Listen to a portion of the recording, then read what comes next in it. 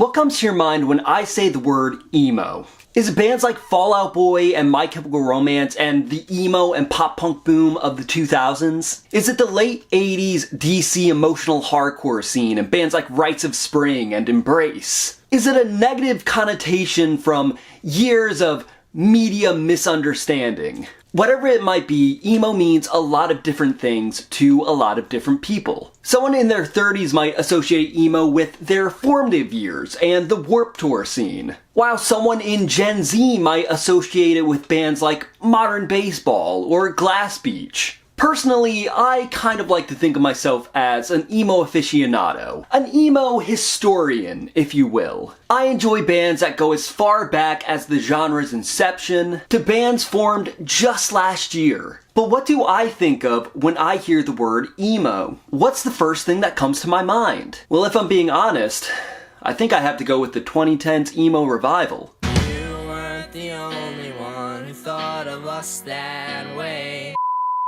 Hello and welcome back to another video. If you're new here, I'm Trevor and I am eternally uncool. I make videos about music, music culture, and anything that interests me. But mostly music right now. So if that sounds like something you'd be into, then I highly recommend subscribing to the channel and watching the rest of this video.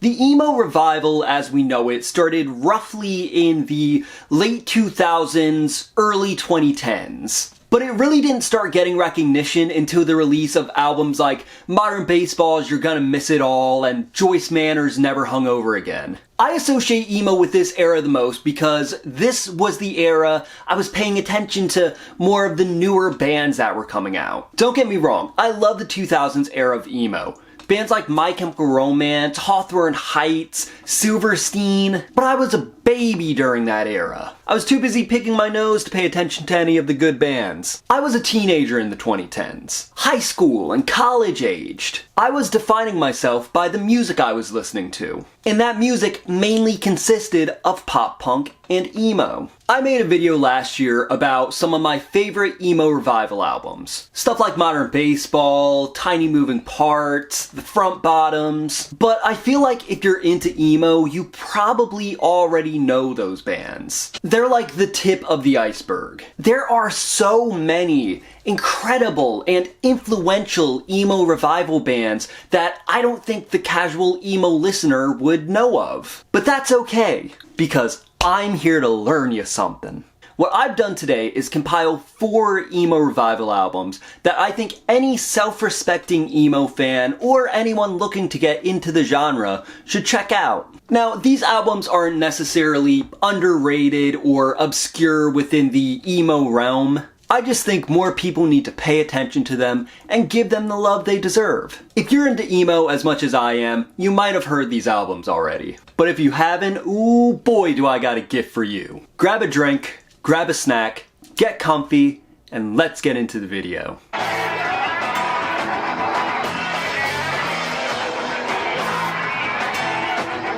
Snowing is one of those mythical bands in emo history. I don't think the emo revival would be the same without them. They were a band for only a short amount of time, but made a huge impact, with only 1 EP and 1 studio album. I want to do a whole video on Snowing, so I'm not going to go too deep into their history here. What I do want to talk about is their album, I Could Do Whatever I Wanted, If I Wanted. I Could Do Whatever I Wanted, If I Wanted was released on Count Your Lucky Stars and Square of Opposition Records in 2010. I think my first introduction to Snowing was either the song Sam Rudich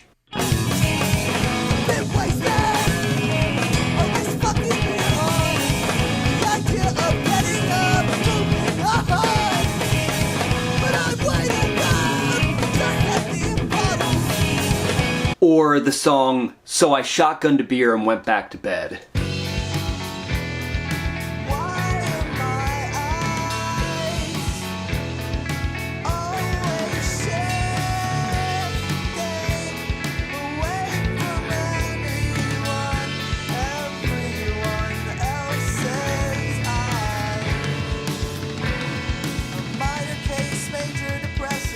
I was probably a freshman in high school and just discovering emo. I was into bands like Jawbreaker and Jets to Brazil. I would listen to them on YouTube, and I would usually check out the other bands that YouTube recommended to me. One of these bands was called Snowing. When I heard them, I was really blown away. This was really my first introduction to the twinkly guitars that are now so synonymous with Midwest emo. And John Gahm's vocals were just so unique from anything else I had heard up to that point. Most of the bands that I considered emo at that time had singers who were, pretty good singers. Patrick Stump, Brendan Urie. But John's vocals were so raw and sounded just like a dude singing a song, not like a big performer. And the lyrical content felt so relatable to me at the time. Did 15-year-old Trev fully understand what they were saying? No, of course not. But his heart did. This album really sets the stage for a lot of what we would hear sonically in the emo revival of the 2010s. I Could Do Whatever I Wanted If I Wanted is a good entry point for anyone looking to get into the emo revival sound. It's a mix of classic Midwest emo, some mathcore elements, and emotional lyricism. If you want quality emo, check out this album and the rest of Snowing's discography. 2, 3, 4.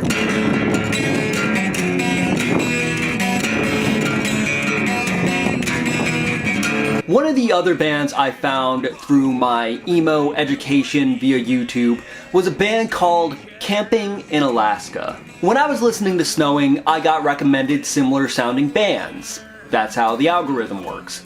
Duh. Camping in Alaska was one of those bands. I think my interest in them had to do with the fact that Camping in Alaska is such a weird name for a band. This is another band I want to do an entire video on, so I'm not going to get too deep here. So today I'm going to just focus on their album, Please Be Nice. Please Be Nice was released in September of 2013. The band was still relatively young when they released this album, so it still got like that teen angst to it. But it's a lot more genuine than a band releasing an album in their mid-20s or early 30s trying to relate to their teenage audience. These are guys singing about stuff that they went through fairly recently. And it was cool to hear guys close to my age singing about the same things that I was going through. You definitely hear the Snowing influence in Camping in Alaska. It's obvious, especially when you listen to songs like Why Can't I Be Snowing?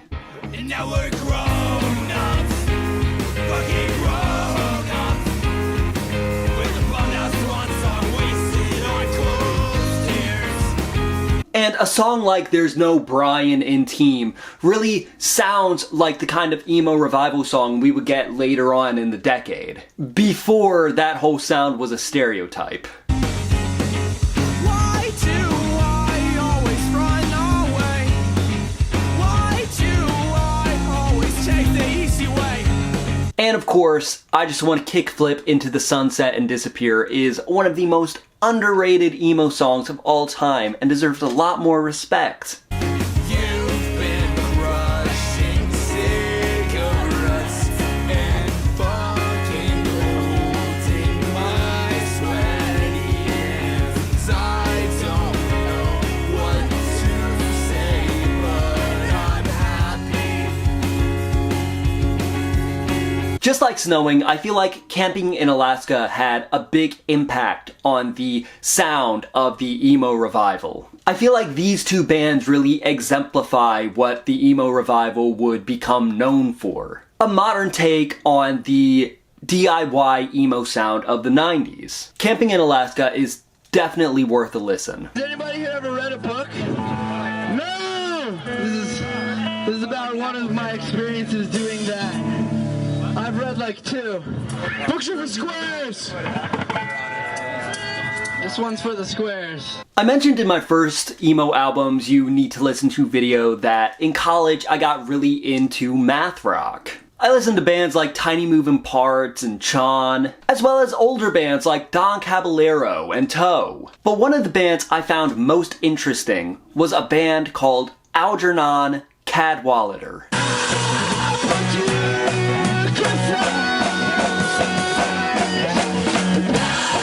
Algernon Cadwallader is a math rock emo band formed in Yardley, Pennsylvania in 2005 and were active until about 2012. They're seen as some of the unsung heroes of the emo revival. They're also one of the more eclectic and experimental emo revival bands, taking just as much influence from a band like the Beatles as they do from Cap'n Jazz. Much like Snowing and Camping in Alaska, Algernon Cadwallader's career was very short but very influential, with two highly regarded albums, the first of which being called Some Kinda Cadwallader, released in 2008. This was probably one of the first math rock bands I ever discovered. And once again, it was through YouTube. Thanks, YouTube. You're cool sometimes. Sometimes. Young Trev was intrigued by a band with such an odd name, so he gave them a listen, and his little innocent mind was blown.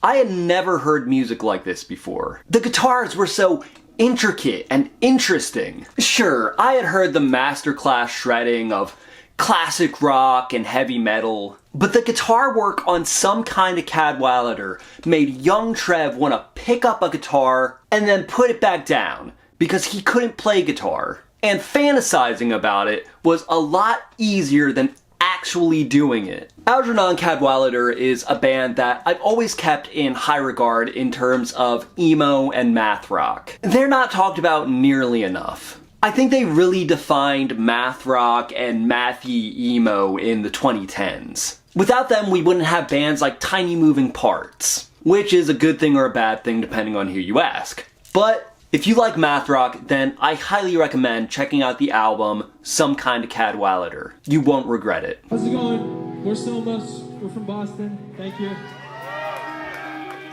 When I got into the emo revival, I listened to all the bands. I got into the big bands like The World is a Beautiful Place and Modern Baseball. The more underground bands like Prawn and Joy Diviver. And the smaller and less talked about bands like Somos.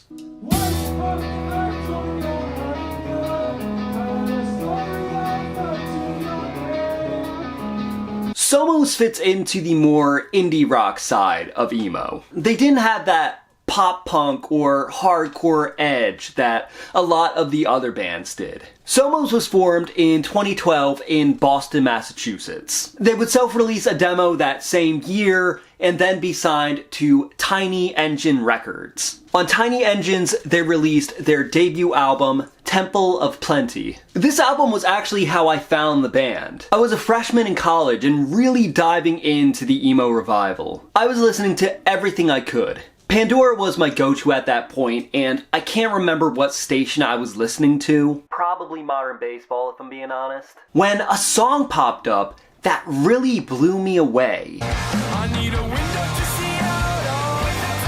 I need some time so I can count down. To the day that I can tell you that I know just where I'm going. The song was a lot more laid back and softer than a lot of the emo that I was listening to. Despite that, it really left an impact on me. The song would embed itself in my consciousness throughout my first semester of college. There was another song off this album that always got stuck in my head and was in heavy rotation on Pandora. That song was Dead Wrong. Out of everyone I knew here, you're the honest one. You're the honest one. Empire and crown of thorn. Today you get two for one, and the rope around your neck will call a halo when you're gone. I think what set Somos apart from the other bands I was listening to at this time was their vibe. They just felt like a fall day. They were more indie rock and chill and cozy, if that makes any sense. This album is the perfect soundtrack for an introspective fall day. I like to associate the music I listen to with certain moments in my life, and Somos and Temple of Plenty definitely fit in with my first semester of college, where I was just a blank person, just looking to be molded. If you like your emo to be a little bit more cozy, a little bit more introspective, a little bit more chill, then check out Somos and Temple of Plenty. Don't tell me what to do. Are there any emo albums you want to hear me talk about? What do you think of my picks? Let me know in the comments. That's gonna do it for today's video. I hope you enjoyed it. If you did enjoy it, then I highly recommend smashing the like button and sharing this video with everyone you know. I'm trying to reach 1,000 subscribers by the end of 2024, and every like, every comment, every share, any interaction with this video at all really helps to get it pushed out to more people who might be interested in what I'm doing. With all that being said, thank you for watching. As always, I'm Trevor. Stay uncool. And that's the end of the video. Goodbye.